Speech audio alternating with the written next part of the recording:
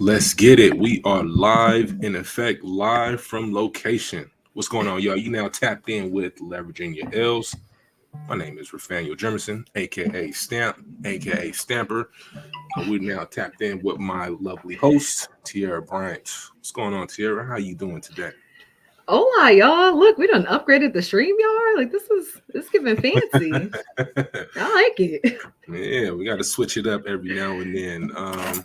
Yeah, switch it up because we've been doing Clubhouse for so long, and I think people sometimes want that. I think Face to people want more. face. Yeah, they want that visual experience.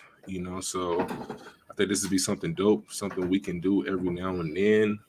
Probably more often than we do Clubhouse. So yeah, I Yeah. think it's pretty cool to switch it up. Give the audience something different, give them a different approach, and then go from there. So before we begin, I think we missed. I think we missed last week. Was it last week? I Yeah. think we didn't do a show last week. Yeah, it's been a lot has been going on the last week or so, but we are here today. So first off, how was your week? How's everything been going for you so far? It's been a minute since we last spoke. Yeah, man. First of all, the week has been popping a little bit. I ain't even gonna hold Okay. you. It's definitely uh got me thinking about, what else I want to do for the rest of this year. I did my first christening on Saturday. I seen that. So I that seen was that. fly. Yeah, that was fly. That was a great experience.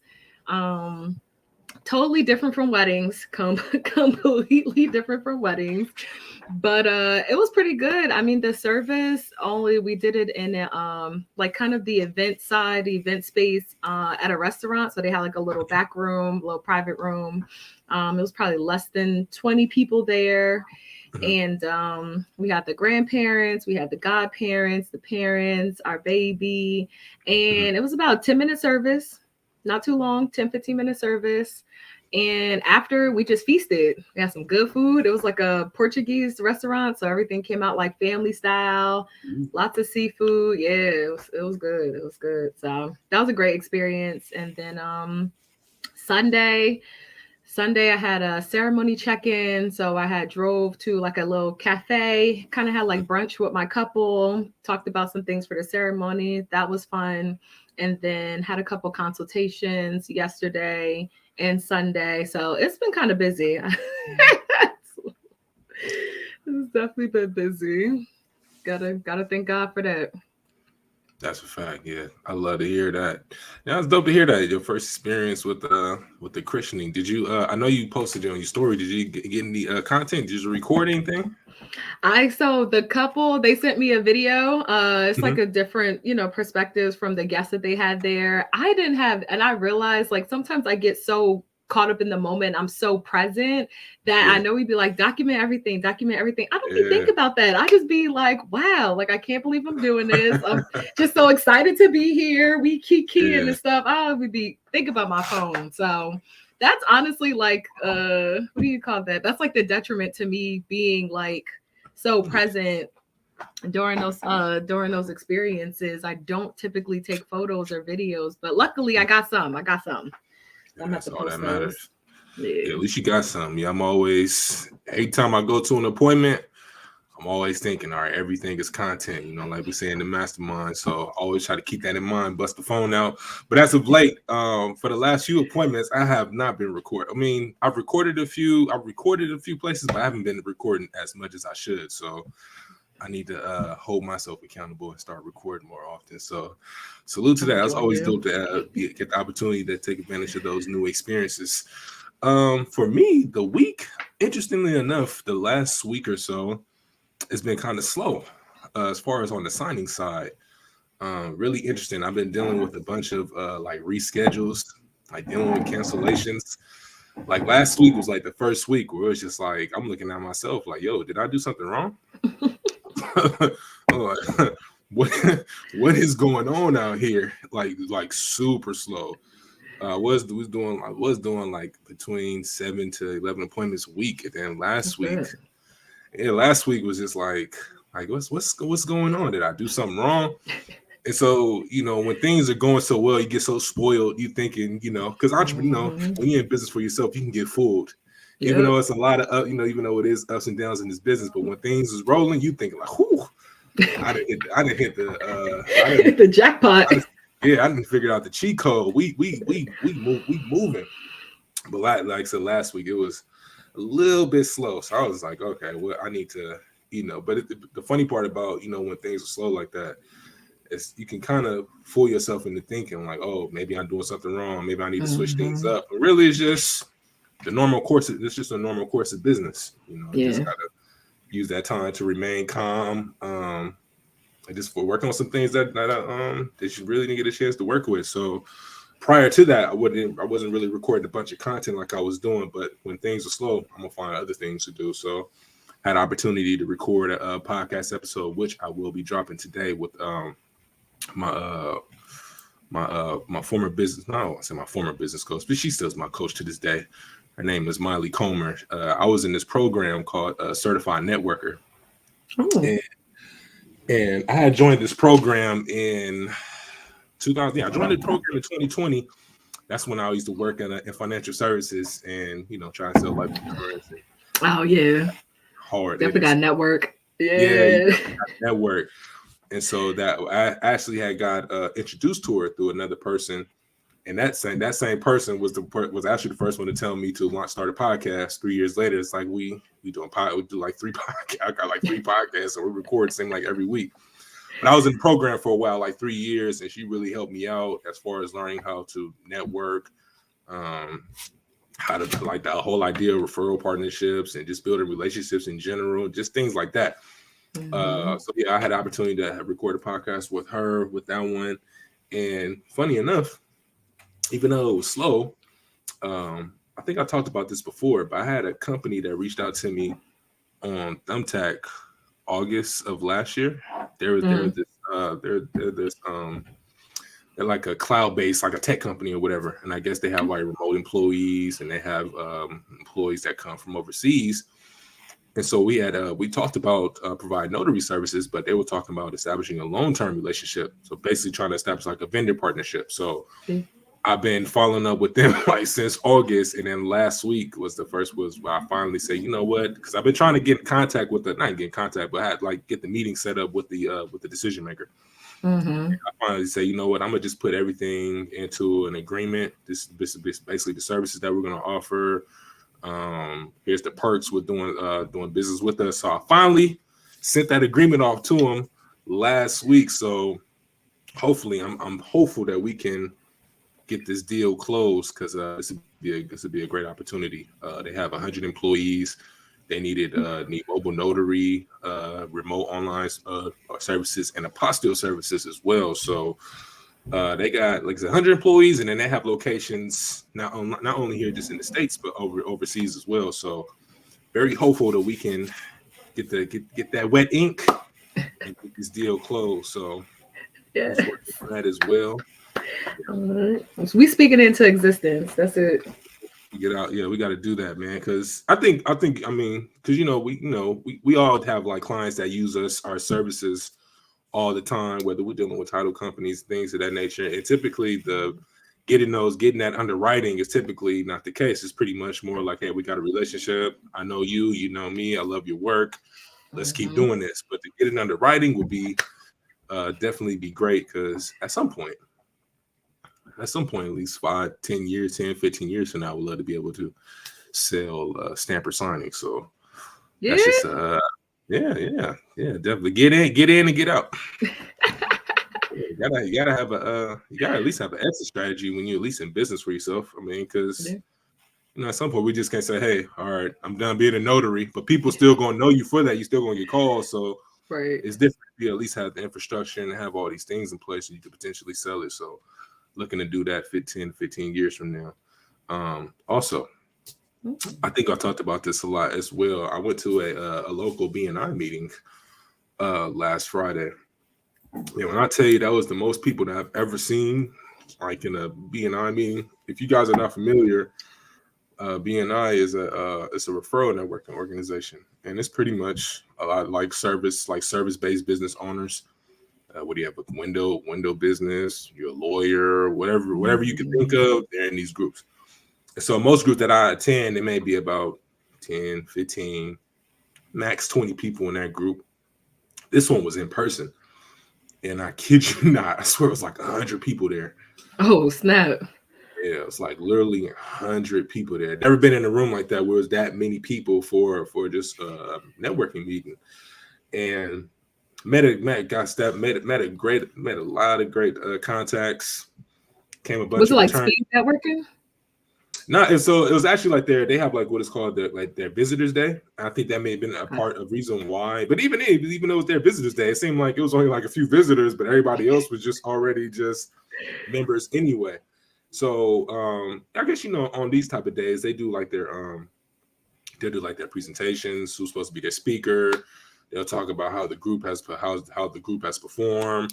referral business that they generated, and that day there was like so far that group has generated 4.5 million in referral business.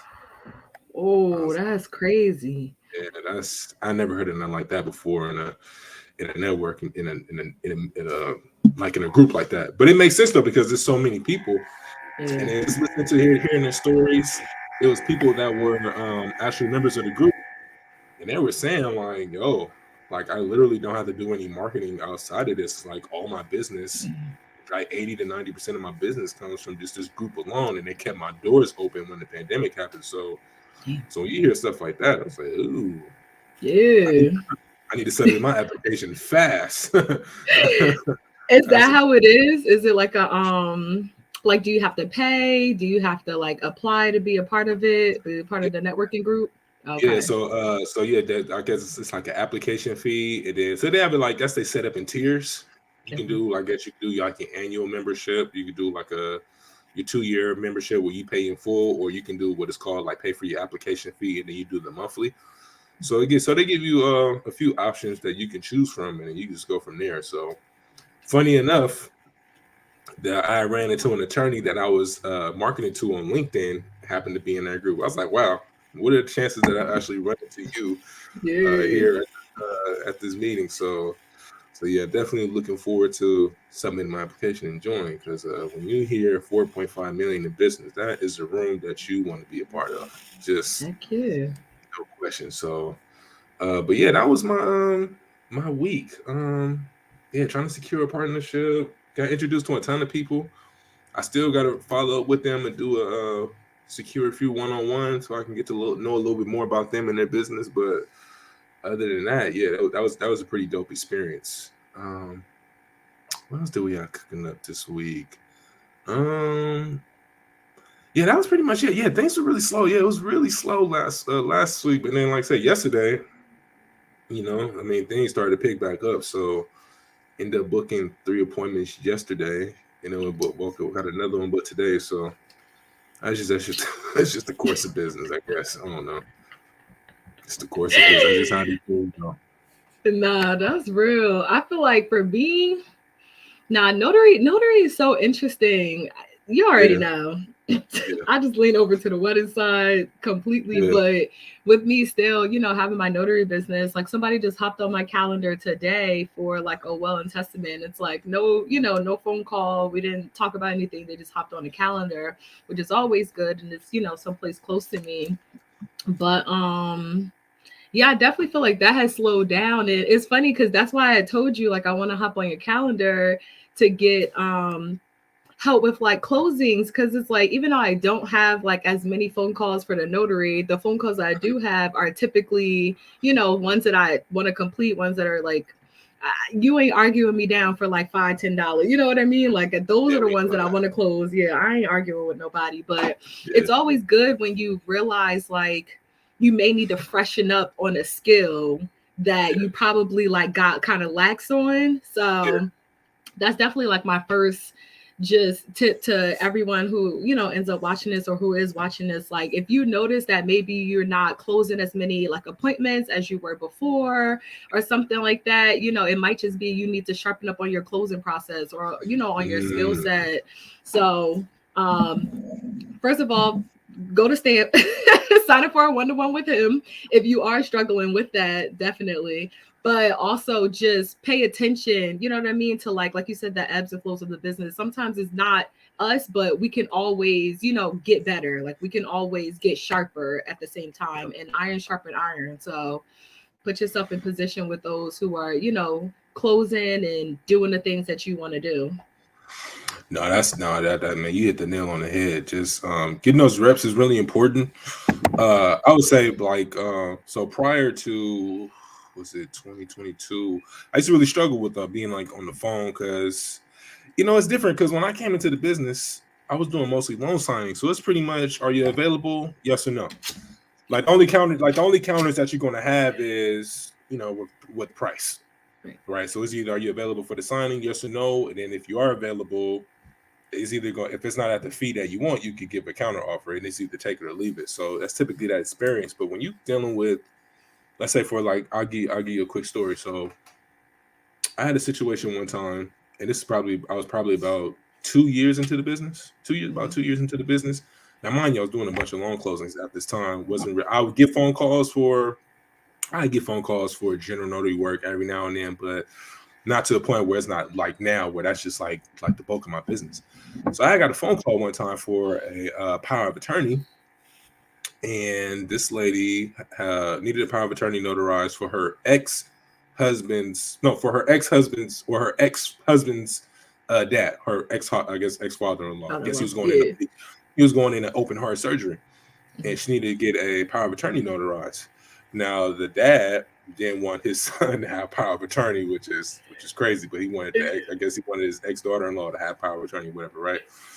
So normally in those situations, I'll just say, hey, I'm available. Didn't really have a process involved as far as knowing, just knowing what questions to ask. Meaning, is he alert? Is he aware? Do you have the forms? This, that, and the third, right?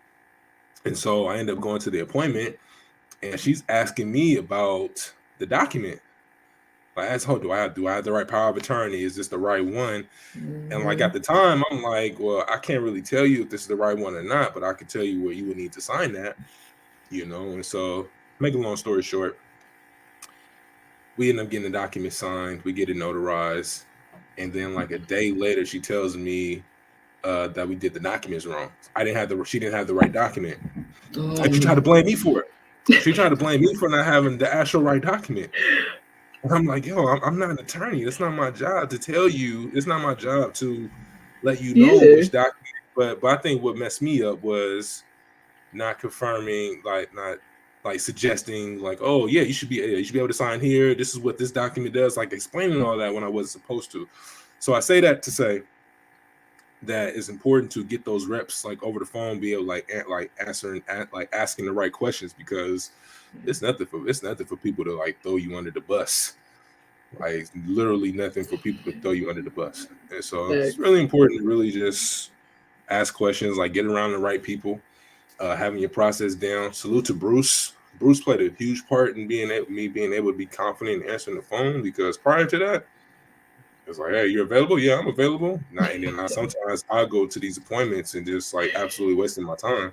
And then not really knowing, like not really understanding, like, hey, it's not my job to tell you which power of attorney form this is. Like you're supposed to know these things ahead of time. My only job is to make sure that you fill it out correctly, and then everyone got their necessary IDs and all that stuff. So yeah, definitely tap in with me, because I definitely will help absolutely make sure that when you do answer the phone, you're gonna be well confident in your process. And then you do have people that waste your time. I mean, it is what it is. You get a lot of people that waste your time. I had someone call me the other day. Like a lot of times, people just be like, they'll want to get these documents notarized, but they're so focused on the price. Like I'll go through my process, and they'll be like, okay, I'll book it with you, but I just need to know the price. And when I tell them what the price is, they're like, oh, okay, let me see if I can find someone cheaper. Good luck. Yep. Good luck with that. I'm definitely not the cheapest. I can't hear you no more. Having technical. Oh, I think you muted yourself, because I see the mute thing on the mic next to your name. Yeah, there you go. Listen. Nah. Oh, say something else. Really quick. We can hear you. All right, how about now? Better. Yeah.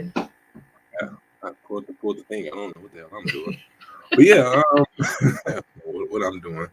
But yeah, man, people always want the cheapest, and it's like, man, you can go to UPS. But even then, it's funny though, because when you do go to UPS, they say they have a notary on staff, and then most times they don't have one on staff. So you really just drove to UPS and just wasted your time. So that's another story for another day. Let's get into talking about the difference a year can make, and I think this is a perfect segue into this conversation. I know I'm pretty sure for you, it's definitely a difference a year can make from where you first came into the business. For you, like say, you were focused on just doing the notary signings or probably becoming a loan signing agent, and then you discover becoming a wedding officiant.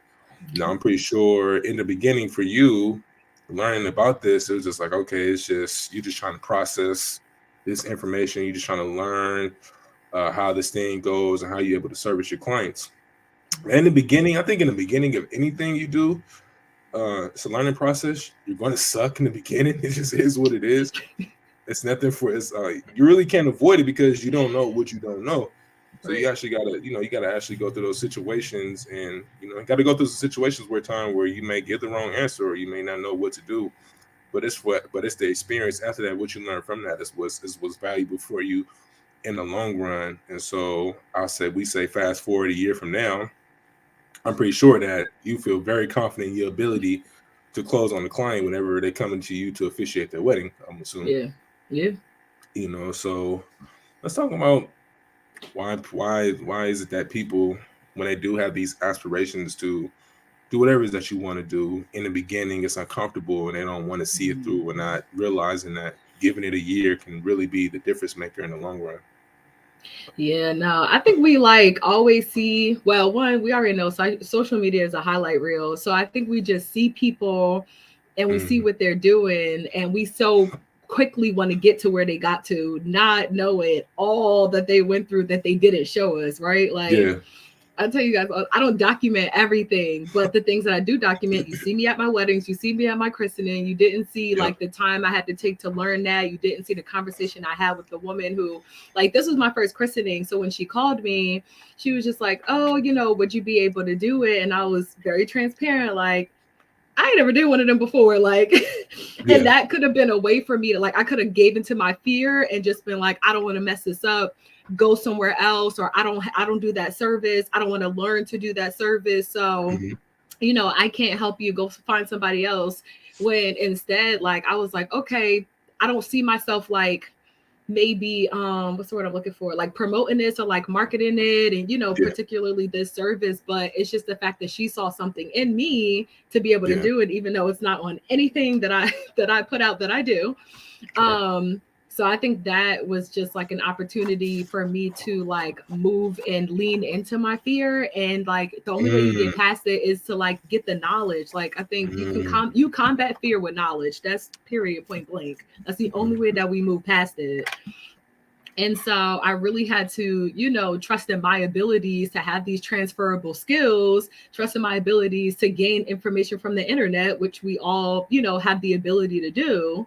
And just trust in my abilities to be, transparent and lean into, again, like the skills that I learned over this year from officiating. It's so similar to what you do for like a christening that it was like, it would be foolish for me to not take this opportunity, even though like, I'm scared because I've never done it before. You know what I mean? So I think a lot of people just let the fear of just new challenges or hurdles kind of steer them away from doing the work. You have to do the work. Like it's no way around it. Like you have to do the work to get to where, you want to go, or where you see somebody else being that, you can be there too. Like you have to do the work to get there. So I think that's one thing people like try to like evade or just kind of go around. And I think the second thing is just not taking the time to see like what type of skills like they already have, and then how to like, again, sharpen those skills. Like we have a lot already. We can take a lot from our job. We can take a lot from school. We could take a lot from, previous personal experiences that we had, and like transform them into something that we can monetize. So I think that's another thing that people kind of stare away from. It's like, okay, I don't know how to like monetize this. And it's like, one, you solving a problem. Like we always talk about as entrepreneurs, you're solving a problem. This woman heard the officiant or the minister who married her moved to Tennessee. So she was unable to come back to Jersey and do the christening for her. So she seeked out, somebody else. She was like, well, she's an officiant. I was going to ask my officiant anyway. So, why not go this route? And I was just like, oh, that makes a lot of sense. That makes a lot of sense. But the biggest thing is just, again, like realizing that you already have like skill sets in you. You can learn new skills. You can sharpen your skills. And I think you do have to let that time go past of doing the work and getting your reps in. And that's really what the difference a year makes. The difference in a year is all the work you put in, all the reps that you take, all the chances that you take, all the fear that you stood in the face of. And now you look back a year later like, oh, snap, I did all that. Yeah. I didn't know I was gonna do that. That's how I be feeling. I didn't know I was gonna do this. That's right. I thought I was gonna be a little, just a notary, just kind of, you know what I mean, going through. And now I'm doing weddings, and people were paying me like $750 to do a wedding. When I first started, I think the first person I ever quoted was like $200, and then the first wedding I ever booked was for $350. And like now I'm sending out contracts for $750 in a year, and it's just like, don't sleep on yourself. Crazy. Damn. Just imagine if you would have said no, though. See, and I think that's the part people gloss over. Like, and I'm guilty of this. I'm guilty of this as well. Like, people are so focused on the destination. Like when somebody hears, like, oh, I make $750 on, and that $750 is only going to be for an hour of work, which probably not even that. Probably not even that, right? But people be so focused on the destination, but then they skip the part was like, oh no, it's a process to get to this point. Yeah. Like you didn't come into this business saying, oh, I'm gonna make $750. Yeah. Like there, you don't come into you can't come into like this business with no experience, with no know-how, no skills, and can command that type of money. Like you can command it, sure, but good luck actually getting someone to actually pay you that, right? But I think for you, leaning into that fear, like imagine if you would have said no. Yeah. Right. If you would have said no, who knows when the next time you would have got that phone call? And it could have been like another 3 to 6 months from now before you would have got that phone call again for another Christian service. Yeah. So now that and I appreciate the fact that you were transparent too, because me personally, I would have been like, no, I wouldn't have said all this. I would have just took it. I ain't gonna lie to you. What y'all say, I ain't gonna hold you. I would not have told them that. So, I've never done that before. No, I would have been like, yeah, I can do it.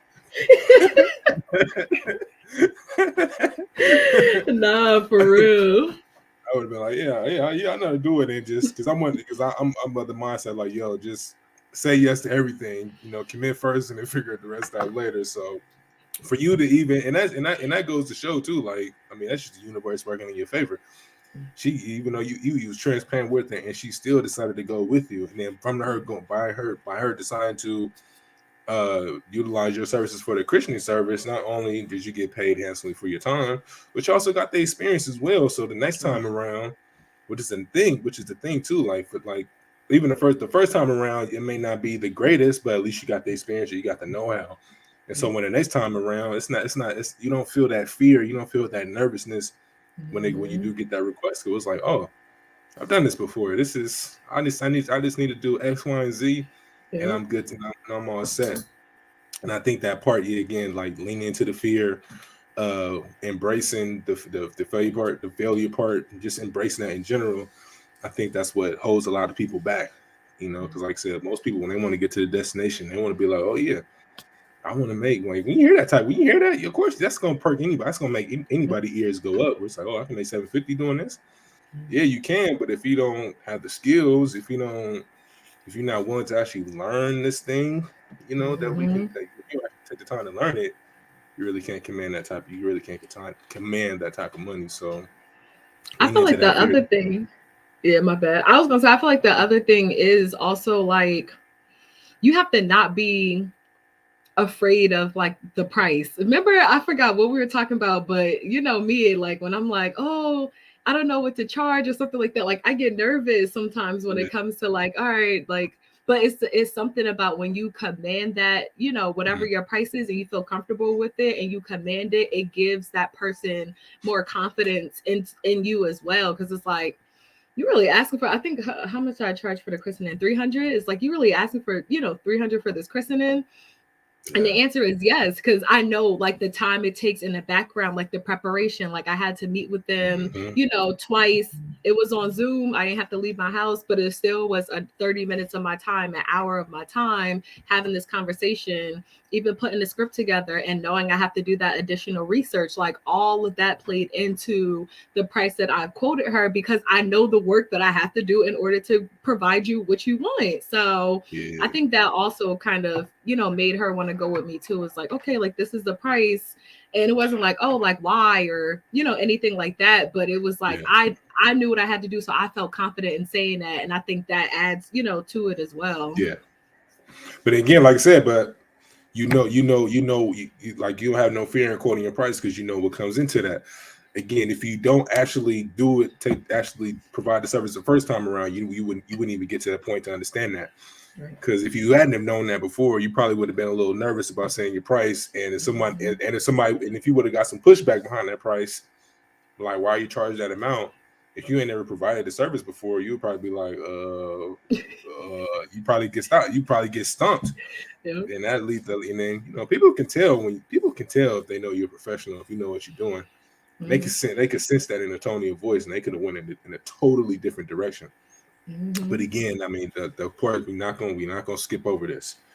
Taking the initial steps to actually do it, right? Not being afraid of looking stupid, not being afraid to, say what your price is, saying what your price is, and going from there. So, and now just imagine a year from now, what difference that's going to make in your business, because at that point, it's like, oh man, this is too easy. it should be illegal to do this because it should be illegal to do this because you get to a point. I don't know about you, but there's been times, not times, like all the time, whenever I get a phone call and I actually close a deal, like I get excited. Yeah. I get super excited because like, oh man, like it's almost like it's like I said, it's almost like it's too easy. Like now it's at a point now when I do answer the phone, you gonna book an appointment with me. Like you'll be it's to the point where it's like man, you'll be foolish to go anywhere else. Yeah. Because I've done this 100 times over. Yeah. Right. I've been in too many situations where I've seen the documents, I've seen the process for how to make sure we have witnesses available for estate plan signing. I understand to make sure how the documents are filled out correctly. I know all the exact process to the T. I know stuff that most notaries wouldn't know in regards to particular signings. And so when you get those phone calls and you get those experiences, I look forward to those and I get excited about it. But again, I wouldn't have gotten to that point though if I didn't take those initial steps and getting over those fears, because there was a point in time too when I've had fear of saying what my price was. When I was hearing some of the prices that notaries were charging, I ain't gonna say no names, but I see, like, I do like market research on some of these people, and when I see some of the prices that they be charging people, hey, your price is your price, but I think you're getting a little bit too crazy. And so when you see that, it's like, okay, why am I so scared? Like, if I see notaries charging this, like, why am I so scared to tell someone what my price is for this specific service? Like, where does that fear come from? Mm-hmm. I think sometimes a lot of that fear comes from a lot of us too haven't been told no enough. Yeah, I think that's a part of it as well. I got thick skin. I've been hung. I mean, because I come from a background from sales anyway, from like I said, doing life insurance. I dabbled in a little bit of real estate on the wholesaling side, just making phone calls, and I probably lost count how many times I've been told no. I've been told I'm going to sue you. I've been told I'm going to sue you. What? I'm on a do not call list. How did you get this number? Like, I've been told I'm going to be sued. I've been hung up on. I've been cursed out. And so when you've been through so many of those situations, I mean, you kind of grow thick skin, So if you tell me no, all right. I mean, that's not the first time.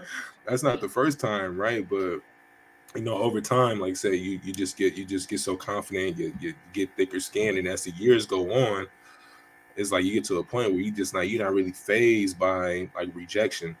And I think a lot of times too, when people come into business for themselves, I think a lot of people don't lean into that fear because they haven't been rejected enough, and I think that plays a big part as well. Yeah. Door knocking too. I've done some door knocking before. I'll never do no door knocking again, but I did it for about a day or two, and boy, oh boy, that would make it. You'll turn into a whole new person doing door knocking. That's a whole different monster right there. That's a whole different Because monster. it's like literally the door, like slamming it. Yeah, like you literally just like knocking on the door. You nervous because like I said, if you're not accustomed to being in those type of environments, like in those type of high pressure environments, you're not gonna really know what to do. But again, you got to go through those situations, like saying getting told no. You got to get rejected a few times over and over again, and then it does, like in the short term, it doesn't feel like it's any benefit to you because you're just getting told no, and it feels like you're no closer to where you're trying to get to. But I think if you continue to stay after it in the long run, I think that's where that confidence come in, where it's like, you told me no, all right, you hung up in my face, all right, cool. Somebody else will call me. See, it's dope that you say that, right? Because literally just yesterday, I was scrolling on Instagram, and I love Lauren London, the actress, and I had saw a clip of her speaking about when she first started auditioning as an actress, and she just kept getting rejected, and it started to die out, like her passion or just wanting to be an actress. And she said that her dad told her that every no gets you closer to your yes. And she said that flipped the switch for her. And so now she was wanting the no's. Like every time a no came, she was rejoicing. She was joyful because she knew she was that much more closer to her yes. And that like kind of solidified like, her faith in herself. Cause it's like, okay, this is a no, that's fine. That means my next one might be a yes. Okay, that means every time I get a no, I'm getting closer and closer and closer and closer to my yes. And I don't know about y'all, but that hit me. And now I feel rejuvenated because I am also someone who came from a 9-to-5 background just a year ago. Ain't never been told no, ain't never got denied for no vacations, ain't never got denied for a promotion or, any of those things. So when I started to come into this entrepreneurial space, and people are like, okay, like your price is too high, or, the answer was no in some way, shape, or form, it made me regress a little bit with like my activity, with me like actually getting out there and being proactive, because it's like, all right, well, they're gonna tell me no anyway. Or I spoke to someone yesterday, I'm on a losing streak, I'm gonna just wait until next week or something like that. Like I even feel like I could be further in my year if I didn't let all of the no's kind of slow me down. Now, like I kind of do want the no's a little bit. Like I have so many adventures in my head that I've been holding off on because of what if it's not good? What if they don't like it? What if blah, blah, blah, blah, blah.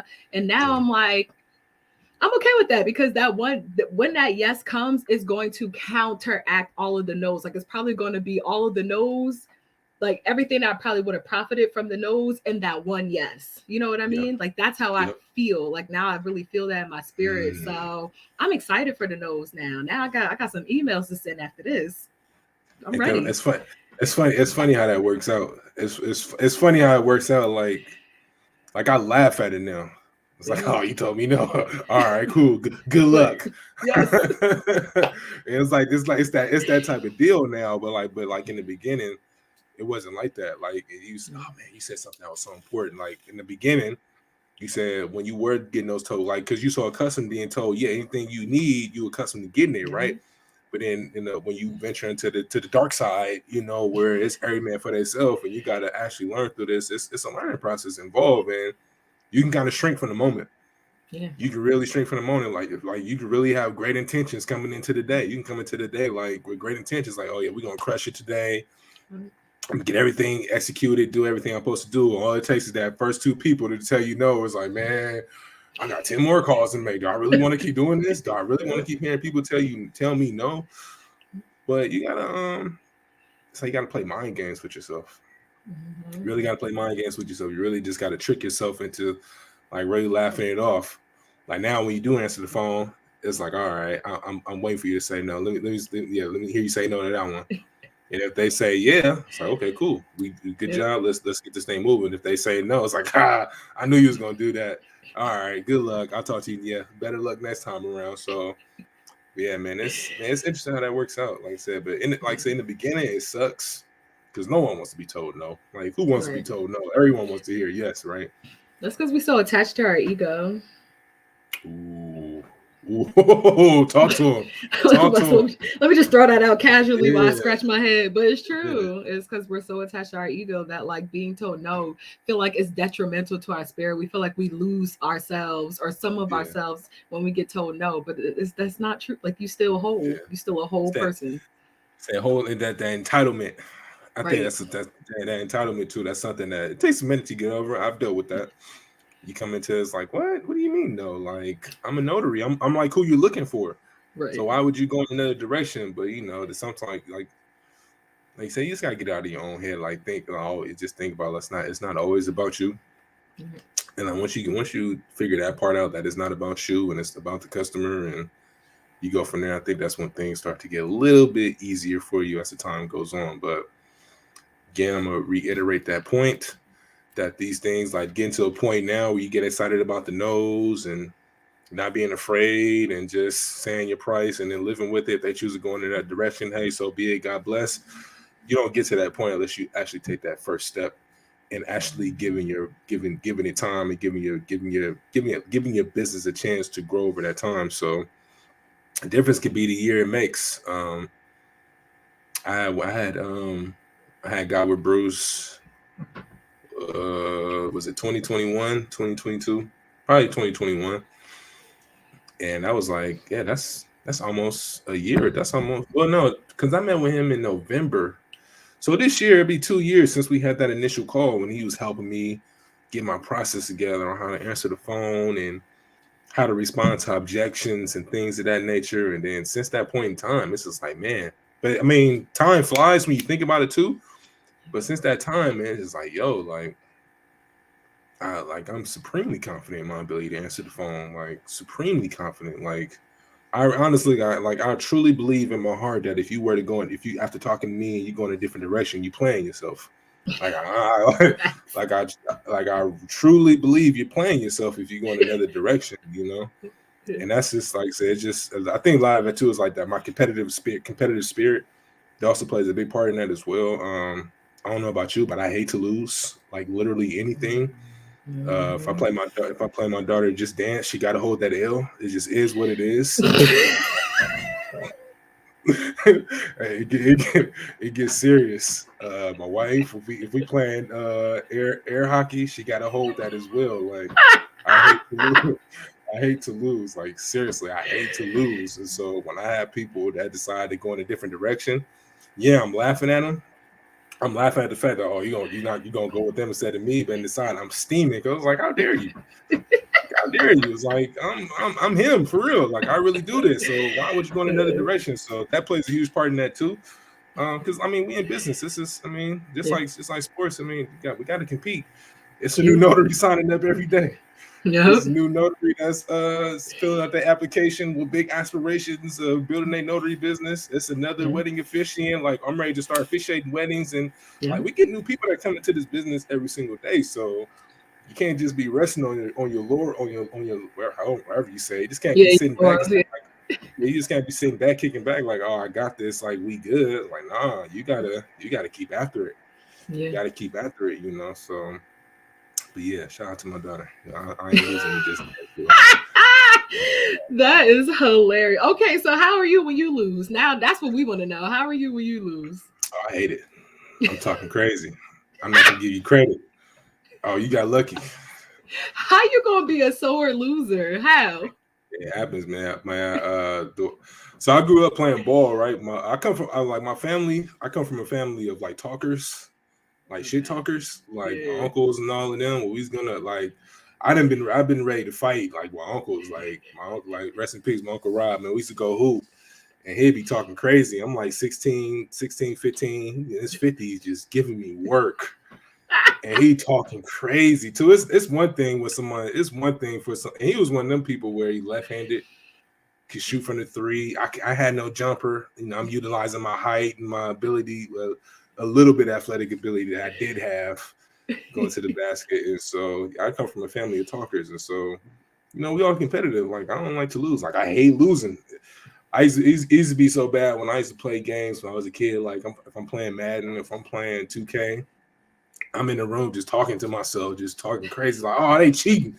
oh, this boo woo woo. My mom literally had to come in the room, like turn the game off and be like, go for a walk or something, because you're getting a little bit too hot. So, but that applies, but that, like I said, that, but I take that same energy into my business where it's like, yo, like I really hate to lose. Like I really like I love to win, but I really hate to lose. So if I feel like we in business, if you come to me for services and you choose to go in another direction, I'm like, what?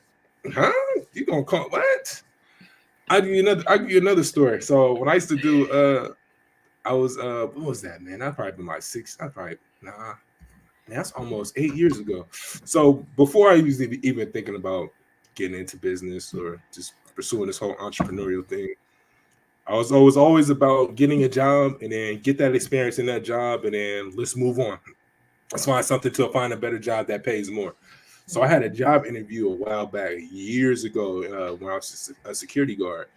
And I was trying to work at the hospital, because when you're an unarmed security guard, if you work at the hospital, at least what I'm thinking at the time, I'm like, oh, I'm about to run it up. It's like, no, I'm not running it up. Yeah, no. Sorry. I wish I could go back in time. I was like, nah, bro, you need to think bigger. You need to think much bigger, fam. If you get this is not the end all be all. But man, I used to always have this thing, like my mom used to always tell me, it's like, yo, don't get any tattoos on your neck, don't get any tattoos on your hand, which I got now, of course. Because when you go to these job interviews, you want to present yourself as the best candidate, right? You don't want to give them any reason for them to say, no, we don't go in a different direction.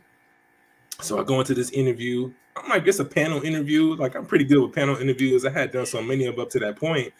I wasn't really nervous about it. So make a long story short, I'm thinking I'm about to get this job. They tell me they go in a different direction. Fast forward a year later, my daughter is born at the same hospital. And one of the security guards that I saw was being interviewed. And I looked at him and I see he had a big 49ers tattoo on his hand. I'm like, wait. I'm like, hold on. That dude, he has a sports team tattoo on his hand. Y'all hired him over me? What? He's a better candidate than me, the dude with the 49 tattoo?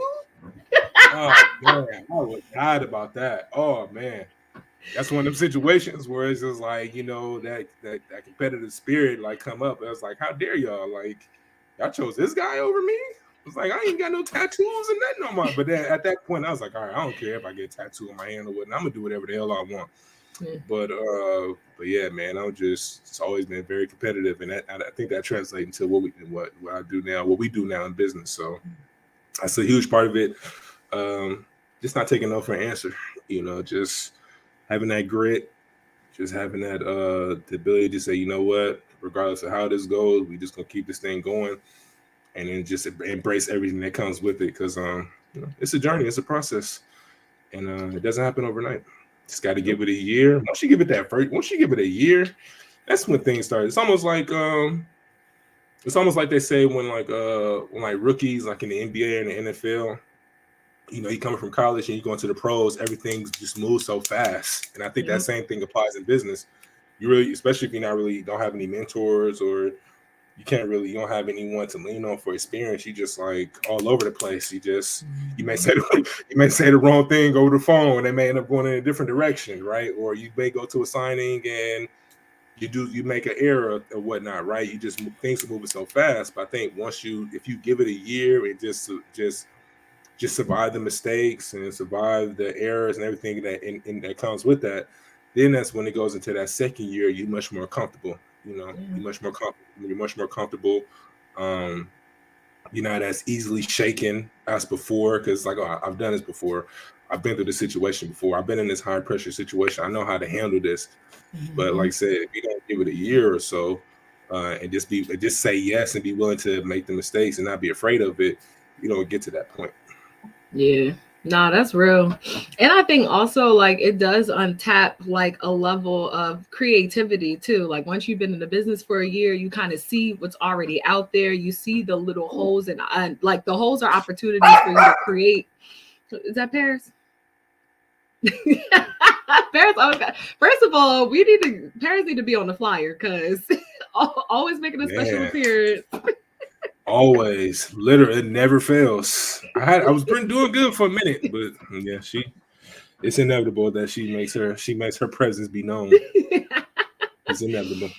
No, that's funny. But yeah, you just really start to tap into your creativity. And really, that's like another opportunity for you to like lean into your fear. Cause again, like you feel like, all right, I don't know, if this gonna pop, or I don't know if this is like the way that I should go. But it's like you never know until you try. And then Yeah. even when you try, it's okay if you have to make like some type of adjustments or revisions to what you got going on or what you want to put out there. And on top of that, like we always say, the market tells you too, what they want to see and like how you can, make something better. So it's also about taking in that feedback and like it's Yeah. okay, but you need time. You know what I'm saying? You need time to be able to do that. So a year can make a heck of a difference. Yeah, and I want to say, but one last thing before we jump off that tracking the market. What is the market telling you? That's a huge part. That's a very huge part of that. If your market is telling you that if your market is telling you, like, let's say for example, you a person that's doing loan signings, right? If you're not getting a bunch of loan signing requests, but then you got all your phone calls is for power of attorneys or for passport forms, it would make sense for you to pivot. It makes sense for you to pivot and shift your marketing to, okay, but if the market that I live in now is asking for more power of attorneys, asking for estate plan signings, I need to shift my focus towards this because this is what they're asking for. And if you actually use that data, you can actually make a better decision on how to shift your approach into offering this type of service. So tracking is everything. I do that. That's actually played a huge part in helping me in my business. I was tracking all my phone calls. So if I get a phone call, I will check, okay, this phone call is for a power of attorney. This phone call is for a loan signing. This phone call was for general notary work. This phone call was for a financial document. And I would tally which ones were getting the most phone calls for. And over the course of 60 to 90 days, I would look at those numbers and say, oh, I'm starting to get more phone calls for this service. Let me focus on doing this more often. And sure enough, once I started to make that shift, when I did get those phone calls, I'm more confident. I'm more confident in my ability to close those appointments because why? I always get those requests. Like prior to like doing like power of attorneys, like I didn't really know the process. I didn't understand that power of attorneys require 2 witnesses. I didn't understand that the difference between a financial durable power of attorney and a medical power of attorney. I didn't know those differences, but that doesn't happen unless you actually get those reps and actually get those in-person experiences. So when you do handle those type of signings, when you do get a phone call, one of the first questions I'm asking, okay, do you actually have the form? Because most people assume notaries are supposed to provide the forms for you. That's not what we do. Where does that come from? I don't know. I think people get it. I don't know where that comes from. I think people think that because you're a notary, you're supposed to have the forms. But that's but I wouldn't have known that if I haven't gone through it. Because I've been in situations where I go to an appointment and they're like, "Hey, do you have the form?" Yeah. And I just completely wasted my time. And so, but you have to go through those experiences, right? And so. But yeah, like I said, just tracking those phone calls, just actually being in those signings and knowing how to perform those type of signings. Because once you actually done those signings and know how to, perform in those situations, it's going to show when you're on the phone, when you're asking the right questions and make sure they cross their T's and dot their I's. Because when they hear you, they're gonna get a sense like, oh, this person got some sense about this. So if they know what they're doing, because if he does say what his price is, I'm gonna go with this person because he knows what he's doing, as opposed to someone who's just like, who never been in this situation before. They go to the signing. They don't know what an attorney in fact is. They don't know what a principal is. Like they're so unfamiliar with these terms because they haven't been in those experiences. But if you put yourself in those experiences, regardless of if it goes the right or the wrong way, after that experience is over, you're gonna know how to handle yourself. And then the next time around, it's gonna be a layup for you. It's gonna be a layup for you. So but yeah. This is pretty dope. This is a very dope conversation. In summary, y'all, take the leap. Yep. Embrace the no. It's going to happen. It's no way around it. Embrace it. And once you focus on just going through the process, leaning into that fear, as Tiara said, you're going to look up a year from now and your confidence is going to be on a whole new level to where you're going to be like, hey, You gonna go with somebody else? All right. Yeah. Good luck. I'll be here when you give me a call back. I'll be ready. And that's literally the attitude that you're gonna have. But you know, it doesn't happen unless you actually take that first step. That's a fact. Yeah. Before we That was a head good out, summary. shameless plug. What you got coming up? Oh man, let's see. Of course, we have our How to Officiate a Wedding crash course the last Wednesday of the month. Actually, no, let me rephrase that because I think there's 5 Wednesdays this month. There's 5 Wednesdays in March. So it's the 4th Wednesday of the month. $5. Come learn about how to be an officiant. What do you have to do? What are the, words you have to say? All of the things that kind of stop people from doing it or adding the service. The crash course has a Ask Me Anything at the end. So if you have any questions, anything specific for your state, I'll be more than happy to help you.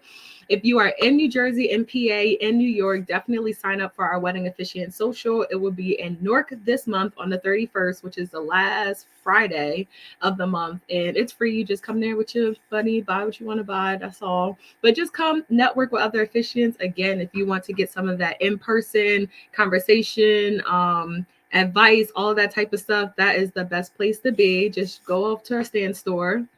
Oh, I don't know where Stamp just went. Go over to our stand store. And the last thing I will say is I will be dropping some new digital products, I think by the end of next month, just to help you guys more with this journey. Not everybody can, take the time to meet with me. Or really, I'm just getting busier, so I really don't have time to meet with people, but I still want to provide you with this good information, help you build up your skill set. So I will be dropping some really dope digital products centered around becoming a better wedding officiant and just really building up that confidence for the services that you are providing. So that is it for me. I don't know where Stamp went, and I don't know how to use this service. So I think if I just leave, it'll turn off by itself. I don't know, guys. All right. Well, of course, as always, you have any questions, please don't hesitate to reach out. Stamp, myself, we're always, available for you guys, give you ideas, give you, advice in your business, X, Y, and Z. And until next time, thank you for joining us on Leveraging Your L's and Tap In Tuesday. Bye, y'all.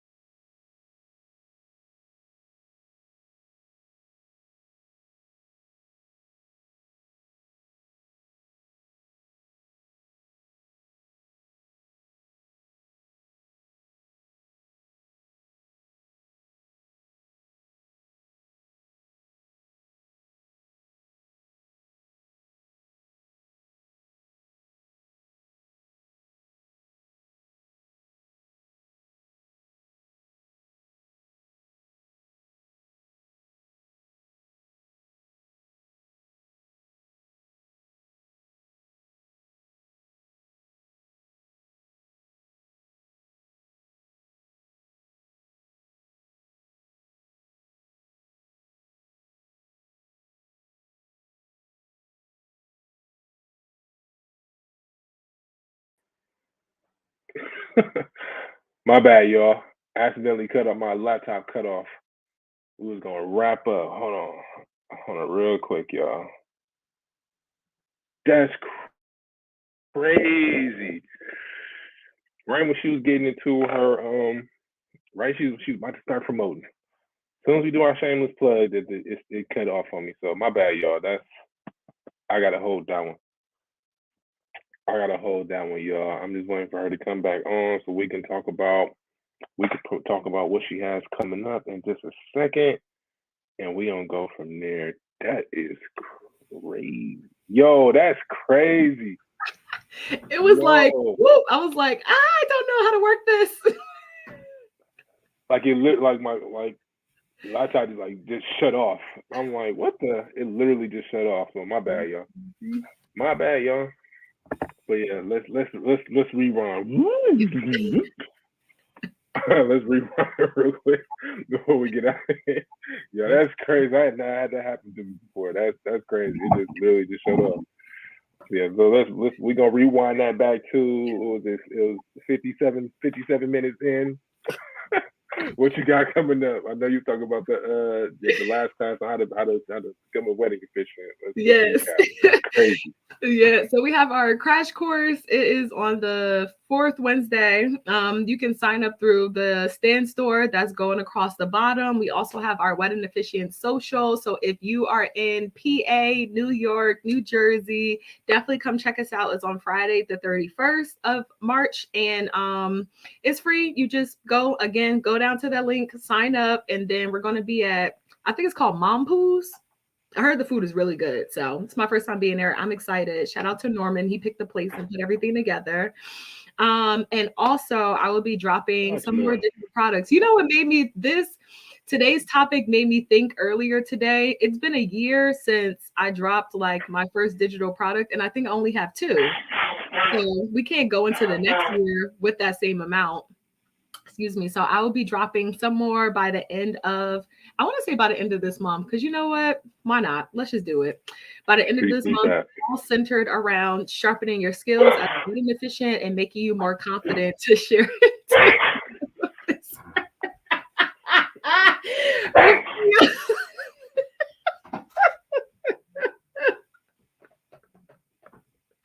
It's always the facial expressions for me. I can't. I don't know. I feel like if we be, I'm very expressive, but like, so are you. Married life, y'all. All right, my shameless plug is over. If you need anything related to weddings or the wedding industry, go to the stand store. What you got coming up? No respect, y'all. I don't get no respect, y'all. So let y'all know. I'm just playing. Let me shut up.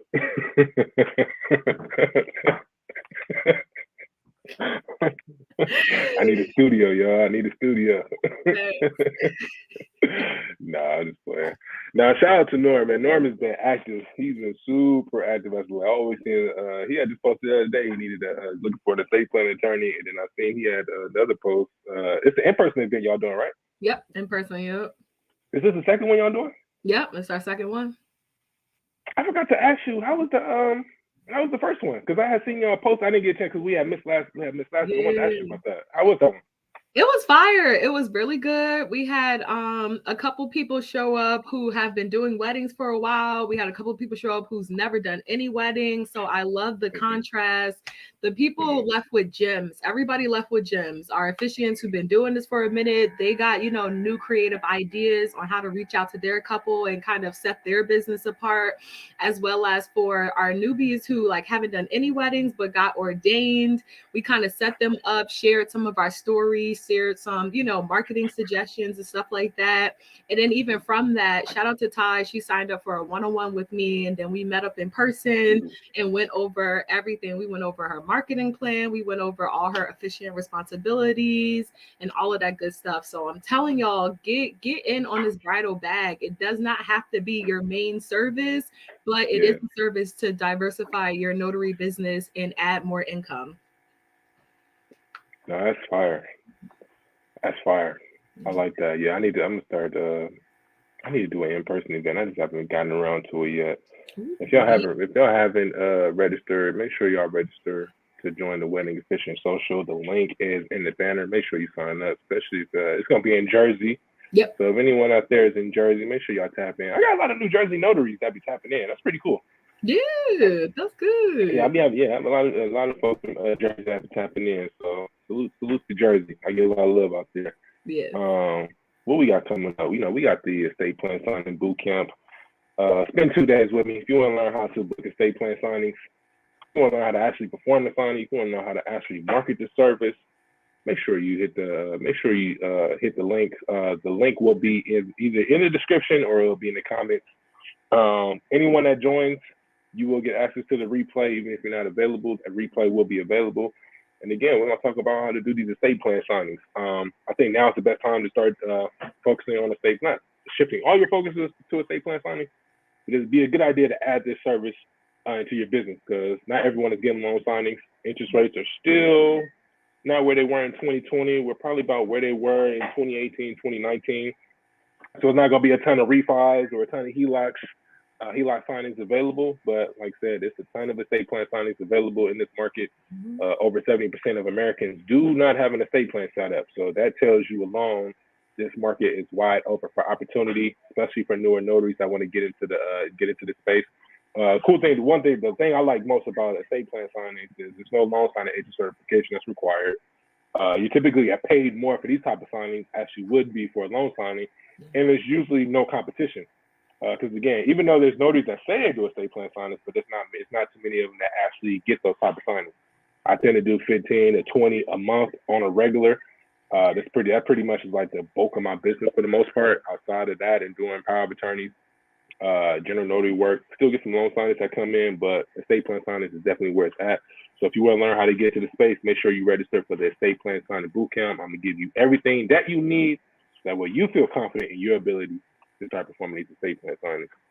If you're a notary watching this, which I'm assuming you are going to be watching this, make sure you hit triastamps.com. Be able to join our community, join the Stamper community. I'm always looking for notaries to work with. I do run a nationwide signing agency. I do hire notaries for our signings as well. So make sure you join our community. There's also other notaries in there that also hire notaries for their signings. So we're just a community of notaries that's passing each other's business. We're trying to make sure we're looking out for each other and making sure that we continue to generate revenue. If you don't want to register for the boot camp, if you don't really have time and you just want to just get the course itself, just make sure you grab a estate plan signing one-on-one.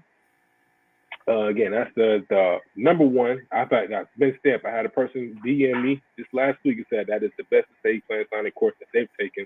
So if they said it, I'm gonna say it. It's the number one estate plan signing course in the world, no question. So make sure you visit estateplansigningcourse.com so you can learn how to book these estate plan signings. What else do we got going on? That's pretty much just it. Appreciate y'all for tapping in with us. Make sure you hit the link. Make sure you subscribe to the YouTube channel. Make sure you follow up on our old episodes of Leveraging Your L's on Anchor and on Spotify. And until next time, y'all, peace. Love y'all.